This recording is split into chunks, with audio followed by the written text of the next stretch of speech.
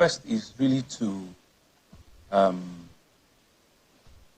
express one's deepest empathy with our citizens, to say that one is not aware, to say that you are not unmindful of what or where we are, would be completely insensitive. So I want to, also look straight in the camera and say that indeed we all have a responsibility to do a better job, of ourselves. As leaders, it's for us not to give excuses. It's for us to be able to solve, our social economic problem at this level, and be able, because what is the essence of governance? Provide security, make life better for its citizens, and give them, a sense of belief and hope.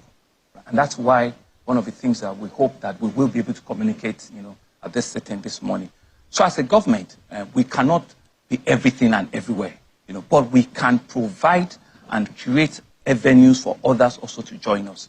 There are some things that are directly under our control, which I'll talk about, but there are some things that I also can encourage other players to see us, to understand, and to work with us, so that the effect and the output and outcome will be felt, across board.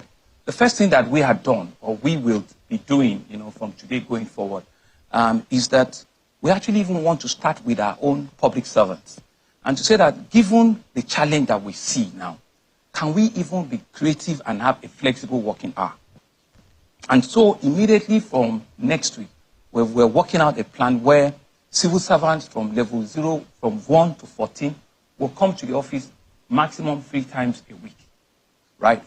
Not that any form of government will be shut down. It will be all calendarized and it will be on schedule. Levels 15 to 17 will miss work a day. What are we seeking to achieve? We're seeking to achieve a process where people will even slow down, right?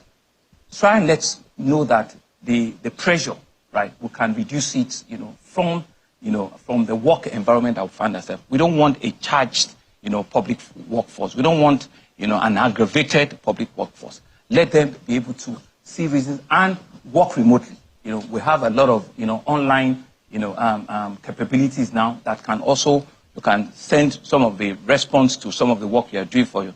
We can do it. And Lagos State has, such resources. So the first thing is to look at ourselves and be the first change, that we want. So we will be reducing the number of days that they'll come. You don't have to put pressure on the road. You don't have to be on the road for 3 hours trying to say you are trying to get home at night. So you can plan better. You also can reduce, your economic pressure. We have in the fleet of the public service over 120, buses, but it's not enough, right? So reduce it. Let's plan out our time. Services will not be disrupted. Services will not be reduced, to our citizens. You want something for government, there will still be somebody that will do it for you. 2 other arms of government that are already doing this. In the health sector, they always have a calendarization. They always have, days off and rest. So they will continue in that line. Our teaching, sector will continue. Our students will continue to come for 5 days.